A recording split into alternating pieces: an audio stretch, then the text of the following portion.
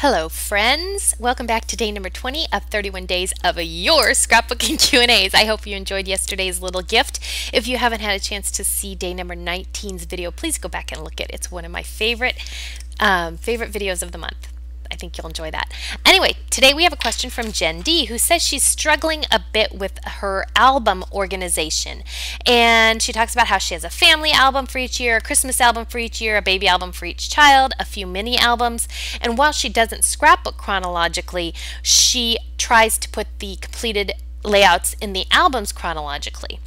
So she says, although I scrapbook regularly, I don't have any finished scrapbooks besides the baby books, and she's also running out of space in the year albums and have needed to move to 2 and 3 albums for 1 year. So she wants to know something about how other people organize. What are the different ways chronologically and non-chronologically to organize scrapbooks? What categories are there, and what other ways do people organize their scrapbooks? And then she also said, thank you for your blog and for being such a great inspiration. I listen to your podcast regularly, and it is the only scrapbooking podcast my husband will listen to in the car with me without going a little crazy. I love the scrappy talk. Thank you. Thanks so much. And my husband would laugh when he will laugh when I tell him that your husband said that about me not driving him crazy. My husband might have a few things to say on that. Anyway, let's talk about album organization. 2 main ways, as you made mention, chronological and non-chronological. You can arrange your albums chronologically according to the photos in them, or chronologically in the order that you create the pages. So it sounds like what you're doing is a chronological according to photos. And as a result, since you scrapbook non-chronologically, you're never really finished with 2011. You're never going to really be finished with 2012 because you may be scrapping photos from the past in the current year. And one of the things I think you just have to accept about that process is that that's the way it's going to be, that there is no closure because you're never going to necessarily be done scrapbooking. 5 years from now, you could come across a photo from 2010 and decide it's time to scrapbook that story. Or something happens that makes you think of something that happened now, and then you go back to revisit it. That's the joy of that method of scrapbooking, but it's also the challenge that there's no real closure. Now, if that lack of closure is bothering you, there are a couple things you can do.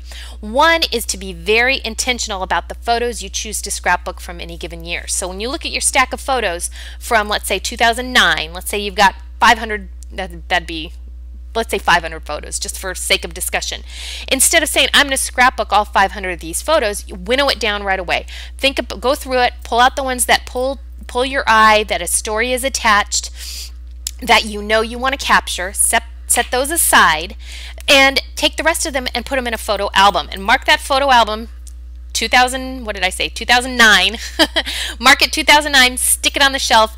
Photos from 2009 are in there except for the ones you're going to scrapbook. So now you've got, let's say, 100 photos that you know you have stories to tell, memories you want to capture from 2009. Put those in a specific spot, and then when you get done with those photos, you can kind of be done with 2009.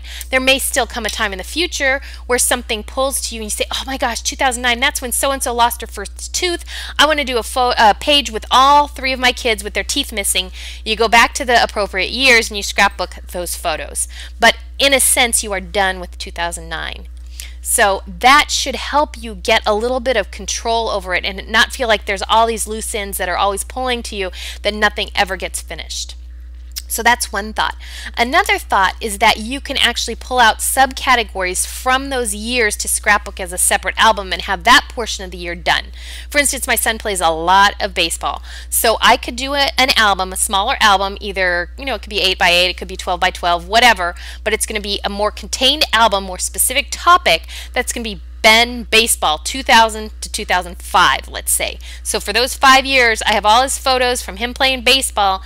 I scrapbook those, put them in that album, and that album is now done. So that's contributing to this idea that I'm making progress, which is very natural for many people to long for, and also for people like me who can tend to be just a tad bit anal to want closure on things. So I can feel like certain things are finished. I do that a lot for holidays, so I don't want to put every photo that I took from Halloween into a scrapbook page because there's not a big story related to each one. I might do one spread about Halloween from that year, but I might take all those really cute photos of the kids in their costumes and trick-or-treat and candy and do a mini album, either a board book or a smaller, even 5 by 7 album that's Halloween 2012. And then that is done. I've done that album. So I've got all those Halloween photos in there, and then I've done maybe a page or two for the bigger album, for the family albums that are about that particular event. So that's done. Tell a couple stories, get the cute photos in a spread, done. Mini album, done. Those techniques should help you feel a little more contained, that things aren't spinning out of control, that you've got all these loose ends. Something else you had asked about is how else people organize their albums. One thing that I have attempted to do, and I kind of do a hybrid of it, is Stacy Julian's Library of Memories. And she's got a book based on this, and I'll link it up below the video at the blog at layoutaday.com/31-20. So head over there if you want links for that. And it's all about us, the places we go, the people we know, what we do, places we go. And I think there's one more that I'm forgetting, but people we love maybe. Anyway, I think there's 5 of them. And I do a little bit of hybrid of that because sometimes I have issues. I have confusion over, does it go in the all about us or does it go in the things we do? So I have, what I've resorted to is I have just a series of 12 by 12 American Crafts albums. As I finish the page, whatever year it's from, it goes in those albums. I think at some point in time, I would like to go back and sort out those albums and put them more chronologically, not strictly, not legalistically by January 1 has to come before January 7, not like that, but general years, I'd like to have them in order. So when I'm looking for a page about Callie when she was 2, I know generally where I'm going to go to look for that page. Right now the family's really enjoying having them all mixed in together, but for me, sometimes I want to demonstrate something on the blog, and I know the photos I use, but I don't remember when I created the page, so it's hard for me to track down those layouts to share with you. So that's why I think I'm going to go to the chronological by photo, again, just in a real general year-by-year sense. Something else I do right now is I have a heritage album for me that is my childhood before I met John, and then a heritage album for John that's before he and I met. He's got some photos of his family and his parents, and I want to honor those, so every so often when I'm pulled to create one of those pages, it goes in a separate album because it's not our nuclear family, it's related to him before we were around, but those are still stories I'm telling with his help, and I think they're important for the kids too, so that's what I do with those. So yeah, so for me, for our family, a big general mess that's going to get sorted out at some point in the future, and then those heritage albums, and then I do specific mini albums as I've talked about, either for sports or more action based than memory based and story based. Like I want to get those baseball photos in the album, but I don't need to tell a story about each and every page. But when I do tell about a story about Ben playing baseball, I'll put it in the big album.